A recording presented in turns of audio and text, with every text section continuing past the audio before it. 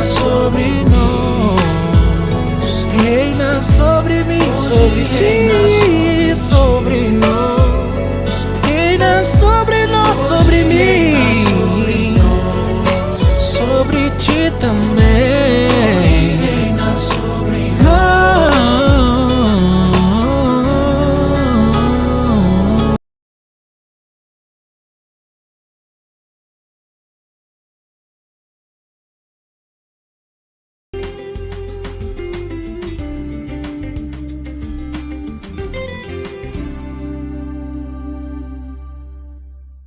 Olá, esse é o programa Academia em Debate e hoje estaremos tratando de um tema que nós temos certeza haverá de despertar em você algumas emoções e alguns questionamentos.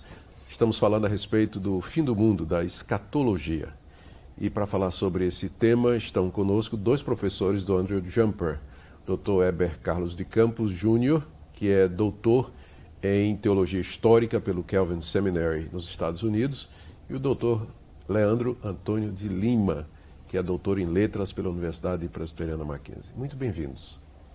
Obrigado. E eu quero começar definindo as coisas, né? Eu usei a palavra escatologia, mas nem todo mundo sabe o que é que escatologia significa, doutor Leandro. O termo em si, escatologia, significa o estudo, a doutrina das últimas coisas, né? Portanto, diria a respeito às coisas relacionadas ao fim dos tempos, ao fim do mundo. E esse é um conceito distintamente cristão ou está presente em outras religiões? Que um dia o mundo vai acabar? A maioria das religiões crê que um dia esse mundo vai passar por algum tipo de transformação, vai acabar. Não é um conceito exclusivo do cristianismo, não. Sim. E, doutor Heber, haveria então, você poderia explicar qual então é a diferença principal entre a maneira como o cristianismo olha para o fim do mundo e a maneira como as outras religiões encaram esse fim do mundo? O que é distintivo do cristianismo? Eu estou meio gaguejando hoje porque o tema é emocionante. Né? Eu creio que a maioria do público que nos ouve está acostumado a ver filmes que mostram essas questões do fim terminarem normalmente em catástrofes. E também ter essa sensação de que o ser humano pode achar uma solução em meio a essa catástrofe para sobreviver. Nesse sentido, o cristianismo é muito distinto. Primeiro porque, embora o cristianismo fale de coisas que aparentam catastróficas no fim, e a gente pode discutir sobre isso daqui a pouco, mas elas caminham para um fim designado, um propósito estabelecido. Então a gente fala que o cristianismo tem uma história que ela é teleológica, ela tem um fim para ser atingido. E esse fim vai ser conquistado não por nós, mas por Jesus Cristo, que é a figura central dessa história. Tá certo. Tem um livro na Bíblia, e eu creio que a sua tese de doutorado foi especificamente sobre ele, né, que é o livro de Apocalipse, Isso. que não pode ficar de fora quando a gente vai discutir essa questão toda de escatologia. E uma das grandes dificuldades que os cristãos encontram quando chega na hora de escatologia é como eles vão interpretar o livro de Apocalipse, porque ele é a fonte, vamos dizer, quase que primária e fundamental para o nosso conhecimento acerca das últimas coisas. Existe uma maneira melhor, correta, superior de interpretar o livro de Apocalipse, ou a gente deve desistir completamente porque é um livro cheio de símbolos, de figura, dragão? Como é que fica a interpretação desse livro, doutor Leandro? Sem dúvida é um dos livros mais difíceis de interpretar, porque, de certa forma, nós não estamos muito habituados com o gênero literário do livro. E por isso, muitas vezes, quando se interpreta, se tenta interpretar igual se interpreta uma epístola ou uma narrativa histórica, né? Geralmente buscando o sentido mais literal do texto. E isso, no meu entendimento, pelo que eu compreendo, certamente é o grande problema na interpretação do livro. Agora, se nós considerarmos que a literatura apocalíptica, como um estilo literário próprio, já existia há muito tempo, então lá nós percebemos que existem algumas regras de interpretação que tem que buscar, não o sentido literal, mas o sentido simbólico, né? Justamente o simbolismo sempre aponta para uma realidade, mas é preciso buscar as bases desse simbolismo, em cima de que o autor constrói esses simbolismos. E no caso do Apocalipse, especificamente, ele é construído sobre o Antigo Testamento, né? É dali que o autor vai buscar a sua simbologia praticamente toda, e então, sim, transforma isso numa teologia cristã. Você falou em simbolismo. Deixa eu pegar aqui um exemplo de como essa questão simbólico, literal, é definitivo e crucial para a interpretação do Apocalipse e também da construção de uma escatologia. O capítulo 20 de Apocalipse, ele fala a respeito de 1000 anos. O texto diz que, João diz, né, que ele viu um anjo descer do céu, que tinha uma grande corrente, amarrou o grande dragão, a antiga serpente, e colocou selo sobre ele durante 1000 anos, para que ele não mais enganasse as nações, e depois o texto diz que é necessário que Satanás seja solto durante um tempo. Então, Apocalipse 20 fala de 1000 anos em que Satanás estaria preso. Só que esse capítulo, ele vem depois do 19, onde já se falou sobre a vinda de Jesus Cristo. Se você interpreta literalmente, quer dizer que depois da vinda de Cristo, você vai ter 1000 anos literais de reinado de Cristo sobre a terra. Se você não interpreta literalmente, como é que fica? Aqueles 1000 anos são uma referência a quê? Você pode explicar para nós? Ok, sim.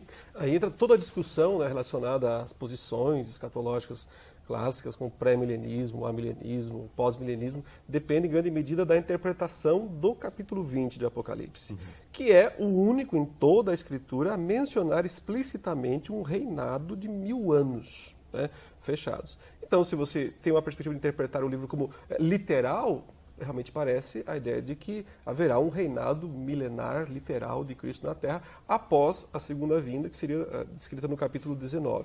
No entanto, a nossa perspectiva é que, como o livro inteiro não deve ser interpretado literalmente, e não há outros textos na Bíblia apontando para um milênio literal, também esse do capítulo 20 tem um sentido simbólico, né?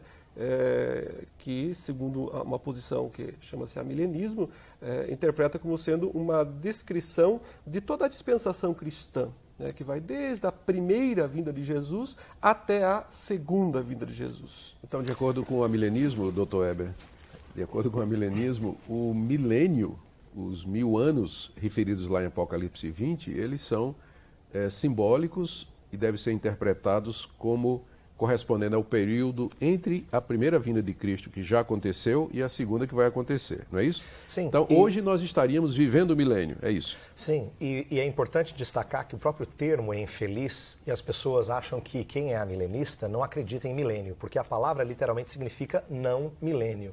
Mas ninguém desacredita que haja milênio. Ninguém desacredita no texto de Apocalipse 20, e amilenistas também não negam o texto.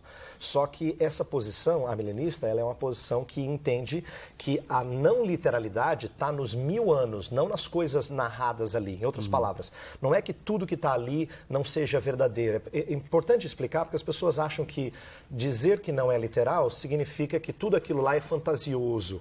Não, tudo aquilo lá tem um sentido.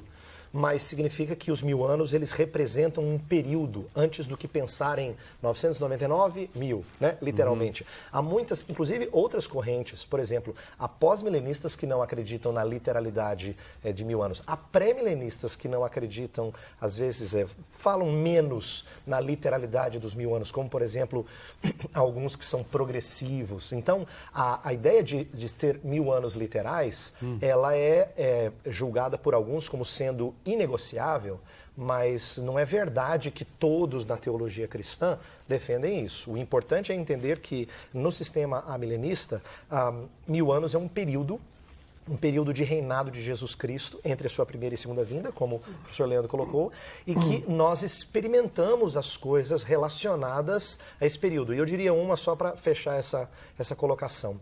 Quando fala de Satanás impedido de cegar as nações, a gente percebe, exato. Então a gente percebe que o próprio crescimento do evangelho atingindo várias etnias nesse período após a primeira vinda de Jesus é uma das evidências de que agora o evangelho está triunfando, né, a despeito do que as pessoas pensem, de problemas com a igreja, de que a igreja é isso, é aquilo, sofre isso, aquilo outro. Na história narrada nas Escrituras, o evangelho está triunfando, está alcançando regiões diferentes deste mundo. Se me permite complementar, aí a gente volta à primeira pergunta, que é a escatologia, né? Escatologia é o estudo do fim dos tempos, mas quando começa o fim dos tempos? O fim dos tempos ainda está por vir? É o futuro? No Novo Testamento, não. O fim dos tempos começa com a primeira vinda de Jesus e os eventos relacionados a ela, né? A morte de Cristo, a ressurreição de Cristo, a subida de Jesus aos céus, sua ascensão, o derramar do Espírito Santo. Pedro, né, no dia de Pentecostes, diz: hoje começaram os últimos dias, né? Se cumprindo aquilo que Joel disse. Então, o Apocalipse, nesse caso, não diz respeito apenas, ele não ensina apenas as coisas que vão começar algum dia lá no futuro, mas ele, na verdade, narra a história que vai da primeira até a segunda vinda de Jesus. De acordo, então, com o seu pensamento, Satanás está amarrado? Nesse exato instante ele está, porque Jesus, na sua primeira vinda, amarrou o valente. E por isso foi possível saquear a casa dele. E como é que então a gente vai explicar aquelas passagens da Bíblia do tipo assim, resista ao diabo, ele fugirá de vós, tenham cuidado porque Satanás é como um leão que ruge procurando alguém para devorar. Se ele está amarrado, ou ele está amarrado ou não. O que é que significa estar amarrado, então? Eu acho que o texto dá uma dica dizendo que ele está impedido de realizar certas coisas. Não é estar impedido de atuar de qualquer maneira. Então, assim, a Bíblia deixa claro que existe um inimigo que está rondando e procurando quem devorar, mas ele é limitado nas coisas que ele pode fazer. E essa é uma das evidências do triunfo, que ainda não se mostrou, do triunfo de Jesus Cristo, que ainda não se mostrou plenamente, mas vai se mostrar plenamente e já é sinal de algo extraordinário. Uma coisa importante para os crentes que estão nos ouvindo atentarem é que quando eles leem o Novo Testamento e veem todas aquelas expulsões de demônios do período do Novo Testamento, Jesus, os apóstolos, eles veem aquilo e ficam com a impressão de que aquilo é algo para acontecer em todo e qualquer momento e esquecem de que era uma evidência de que o grande rei estava vencendo as hostes malignas. Então era uma evidência do seu poder e do início de um período de reinado que estava triunfando sobre os poderes malignos. Colossenses 2,15 fala triunfar neles na cruz. Uma das acusações que se faz a essa leitura que vocês estão fazendo aí da escatologia é que essa posição ela tende a interpretar figuradamente as promessas que Deus fez a Israel. Deus prometeu à nação de Israel uma terra, um reino, fez promessas a respeito do Messias, que um descendente de Abraão se assentaria no seu trono, e agora essa posição, que é conhecida como amilenismo, diz que tudo isso se cumpre na igreja. Então, como é que é isso? Não é inconsistência? Não é? Geralmente o pessoal amilenista, que é mais reformado, eles usam o método gramático histórico, não é? Que é um método de interpretação mais literalista. E agora, quando chega a escatologia, tudo que é de Israel é espiritualizado para a igreja. Como é que fica isso, professor Leandro?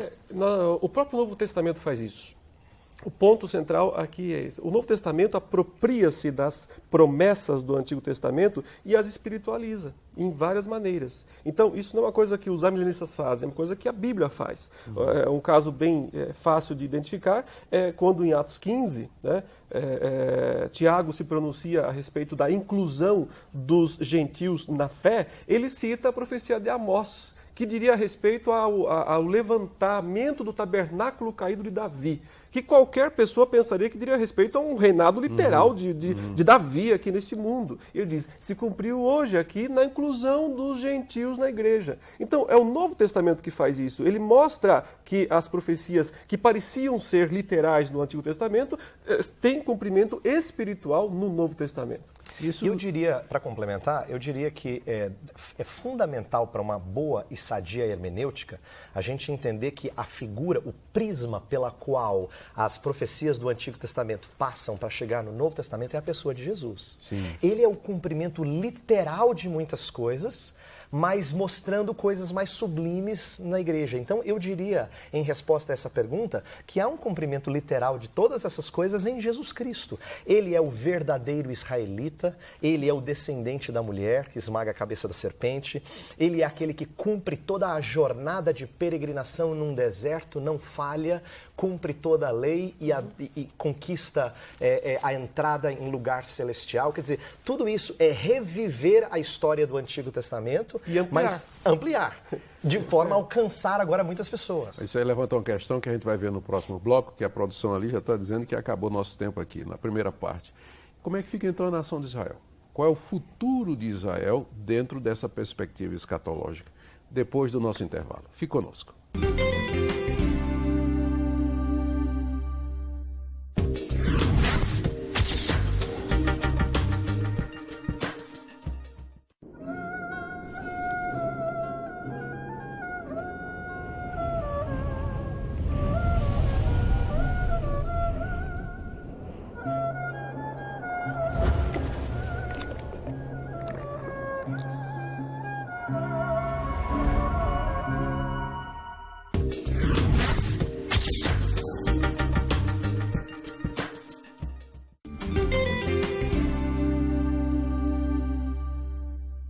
Estamos de volta com o nosso programa Academia em Debate e o tema de hoje é escatologia, a doutrina das últimas coisas.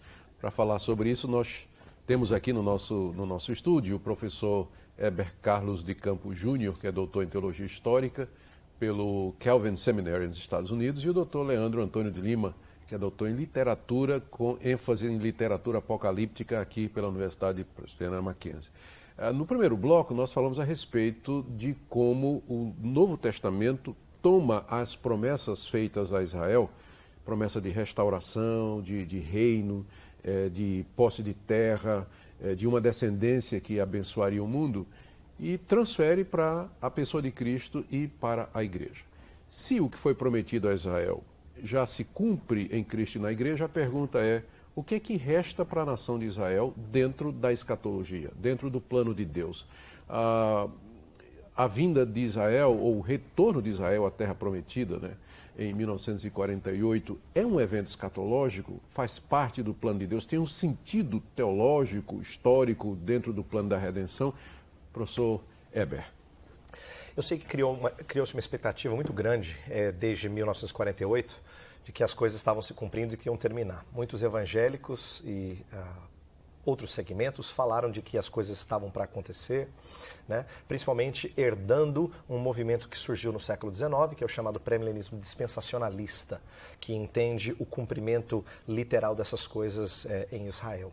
Meu entendimento desses eventos todos é que, por muitos momentos, acontecimentos no mundo nos chamam a atenção para coisas do fim.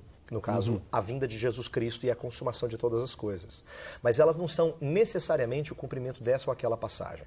Eu acho que uma das falhas que acontece muito comumente no mundo evangélico é ver algum acontecimento político grandioso, atentado terrorista, alguma guerra, alguma coisa, e achar um versículo bíblico... Já vem a manchete. Exatamente. Fim dos tempos. Cumpriu o texto de Amós, ou se cumpriu o texto... E eu acho que essa leitura quase que de adivinhação para tentar validar a Bíblia, ela não é saudável. A Bíblia ela apresenta que as coisas hão de se cumprir e ela fala, por exemplo, de um destino glorioso para Israel perto do fim. Romanos 11 fala de Israel ser de novo reenxertado na oliveira. E isso mostra que Deus tem planos redentores para Israel também. É frequente eu ouvir de amigos que têm posição diferente da minha, dizendo: Heber, eu não sabia que vocês pensavam coisas boas acerca de Israel, porque eles têm a impressão de que a gente despreza Israel totalmente, o que não é verdade. Romanos 11 fala de uma salvação que os atinge. Porém, o meu ponto é mostrar que nós não devemos achar que Deus dicotomize o seu plano redentor, tendo um plano para Israel e outro plano para a igreja. Eu acho que isso não é saudável e a Bíblia não nos permite fazer essa divisão, porque você divide o livro... a escritura em duas partes. Não há continuidade entre o Antigo e o Novo. O professor Leandro, no primeiro bloco, falou uma coisa muito importante que eu acho que a gente precisa rever, que é a importância de ler o Novo Testamento com olhos no Antigo. E não fazer essa dicotomia. Eu sinto que alguns evangélicos eles fazem a dicotomia pensando que as coisas que estão sendo profetizadas lá não acontecem nessa era agora, ainda vão acontecer. Então eles acham que há continuidade, mas essa continuidade ela é quebrada por um parênteses. E isso que é muito ruim, sem entender que Jesus Cristo, na sua primeira vinda, já cumpre muitas coisas do Antigo Testamento. Você falou aí em sinais. Jesus, no seu sermão escatológico, se referiu a uma série de eventos identificadores, ou facilmente identificados na história, ou pelo menos, se não facilmente, coisas como guerra, terremoto, peste, fome, nação contra nação, a perseguição contra o cristianismo, e ele dizia que aquelas coisas eram como que sinais do fim. Em que sentido as guerras e terremotos? Porque desde que Jesus disse isso, há 2000 anos atrás, professor Leandro, essas coisas vêm acontecendo. Sim. Então, em que sentido estas coisas são sinais do tempo? Elas indicam a proximidade da vinda de Jesus? Podemos marcar, então, uma data aproximada para a vinda de Jesus, com base nesses sinais, dizer, olha, está chegando, está ficando cada vez pior, ou esses sinais têm algum outro propósito? A expectativa do cristão, né, à luz do Novo Testamento, tem sempre de esperar a vinda. Pode acontecer a qualquer momento. Agora, ninguém pode marcar uma data, né? Isso seria ir além do que a Bíblia revela. Em Mateus 24, o Jesus está respondendo a duas perguntas. Né?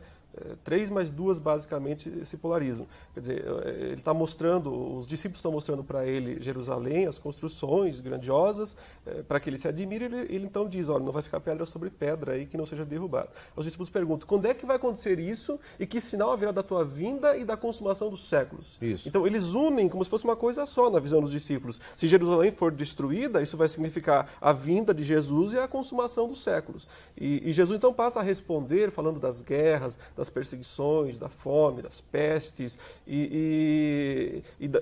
sem deixar claro, olha, isso é para lá, é para a destruição de Jerusalém, e isso é para cá, é para o fim do mundo. Por isso eu entendo que uma coisa espelha a outra. Então, a destruição de Jerusalém lá no ano 70 foi uma espécie de fim do mundo em miniatura, né? Um resumo do que será realmente a consumação do século. Portanto, estes sinais acompanham toda a dispensação cristã, se acentuando nos 2 momentos-chave, no caso o ano 70 e aquele que será o momento da segunda vinda de Jesus. Então, só no sentido de que são indicadores, né, que mostram que a vinda de Jesus vai acontecer de fato, mas com eles, no meu entendimento, não é possível dizer vai ser daqui 2 meses, daqui 3 meses ou daqui 1 ano, algo assim. E o anticristo, professor Heber? O anticristo, ele normalmente é tratado como um desses sinais. Então, fazendo o link com os sinais, a oposição a Jesus Cristo, né, as coisas que se apresentam contra Jesus Cristo, anticristo, elas são parte desses sinais. É evidência de que Satanás e as hostes malignas não querem ser vencidas assim facilmente. Elas não vão se sujeitar facilmente antes de tentar fazer todo e qualquer tipo de oposição. E aí vem a figura do anticristo. A Escritura fala não só de anticristo no singular, mas de anticristos, para mostrar que no decorrer desse tempo que o professor Leandro já ressaltou, desde a primeira vinda de Jesus Cristo até a última vinda, sempre haverão anticristos, pessoas se colocam contra Cristo, mas ela também dá evidências de uma figura que simboliza isso mais fortemente perto do fim. Por isso que essa ideia de se intensificar perto da segunda vinda de Jesus Cristo. Então, uma figura que incorpora toda essa oposição. O anticristo, como normalmente nós falamos, seria essa incorporação mais intensa da oposição aos cristãos. Professor Leandro, o Papa é o anticristo? Deixa eu explicar a pergunta, porque pode parecer estranho. Não é nada de preconceito aqui. É que na Confissão de Fé de Westminster, que é a confissão de fé adotada pelas igrejas presbiterianas no mundo todo, quando trata na seção das últimas coisas, os estudiosos que no século XVII escreveram a Confissão de Fé de Westminster, eles disseram lá claramente que o Papa é o anticristo. E agora? Essas nuances mais históricas eu deixo para o Dr. Heber, que é doutor em especialista história, em teologia histórica. O Papa, na sua posição, muitas vezes, de ocupar o lugar de Cristo e de ter, inclusive, o nome de vigário de Cristo, né? Ou seja, o substituto de Cristo, ele se coloca assim como o anticristo. Porque anti não quer dizer só contra, mas também em lugar de. Né? Então, nesse sentido, quando o Papa advoga para si essas prerrogativas que pertencem a Cristo, ele está sendo, de fato, um anticristo. Agora, se ele será o anticristo escatológico, o último grandão que falta, isso a história vai ter que dizer. Né? Professor Heber, qual a origem dessa ideia na Confissão de Fé? A Confissão de Fé ela foi escrita num período de intensas disputas, guerras na Inglaterra, em que o parlamento estava se opondo ao anglicanismo da época, que era fortemente favorável a uma aproximação da Igreja de Roma. Então, o arcebispo William Laud, que era o cabeça da Igreja Anglicana, havia proibido todos os puritanos, aqueles que estavam propondo mudanças na Igreja inglesa, que fizesse qualquer referência ao bispo de Roma com anticristo. Então, eu creio que a Confissão de Fé de Westminster ela foi uma reação a esse tipo de paquera, por assim dizer, entre o anglicanismo High Church, que é o anglicanismo mais elevado, mais rebuscado, com Roma, e por isso originou-se. Eu estou de acordo com o professor Leandro em dizer que o papado, eles não estavam falando de nenhum papa específico, mas do sistema, né, do papado, ser alguém que se coloca no lugar de Cristo e atribui ao bispo de Roma uma força, um poder, uma autoridade que Deus não concede a nenhum individualmente. né? E nesse sentido, sim, é anticristo, mas nós não temos essas profecias para adivinhar antecipadamente quem é o anticristo. O anticristo. Vai ter arrebatamento? Sim, claro que sim. A Escritura fala disso. 1 Tessalonicenses 4, que é um texto-chave, fala de sermos reunidos com Cristo para estarmos para sempre com Ele. E quando vai ser? Então, há uma disputa muito grande sobre, né, se é pré-tribulacionista, pós-tribulacionista, midi-tribulacionista, que a disputa é tentar entender, perto da vinda de Jesus Cristo, quando é que acontece isso. Meu entendimento é que crentes perdem o sentido de tribulação quando eles acham que a igreja será arrebatada e não passará por tribulação. Por quê? Porque o Novo Testamento é escrito para seguidores de Jesus Cristo. E os seguidores de Jesus Cristo passam por tribulação durante toda a história da igreja. Haverá uma última chamada de grande, maior do que as anteriores. Então é estranho nós pensarmos que os cristãos seriam privados daquilo que eles passaram desde o tempo do Novo Testamento. Então a primeira colocação que eu traria é que não é bom que nós entendamos que o arrebatamento acontece antes da grande tribulação, como se os crentes fossem privados de qualquer passagem na tribulação. Você concorda que os crentes vão passar na tribulação? Vão. Deus sempre retira o seu povo só na hora final. Veja, isso o Antigo Testamento já mostra, né? Quando Deus destruiu Sodoma e Gomorra, que é um tipo de fim do mundo em miniatura no Antigo Testamento, ele manda os anjos retirarem Ló e sua família e em seguida descem, né, os flagelos para destruir. Então, o povo de Deus fica geralmente até o último momento. Quando tira o povo do Egito, ele presencia as pragas de Deus até que então tira o povo. Parece ser uma metodologia de Deus, permitir que o povo fique até a última hora para que veja também o poder de Deus no ato de julgar os seus inimigos. Exato. Relógio é quase que uma grande tribulação para o nosso programa, né? Aí a nossa produção já está dizendo que acabou. Muito obrigado pela presença de vocês aqui. O tema é muito vasto, merecia muito mais tempo para a gente discutir, mas a mensagem final que nós queremos deixar para você é essa: o Senhor Jesus Cristo haverá de voltar. E haverá de voltar em glória, haverá de voltar para julgar o mundo. E a pergunta é: em que situação você estará quando ele vier, não mais para salvar, mas para exercer o seu direito e a sua autoridade como filho de Deus?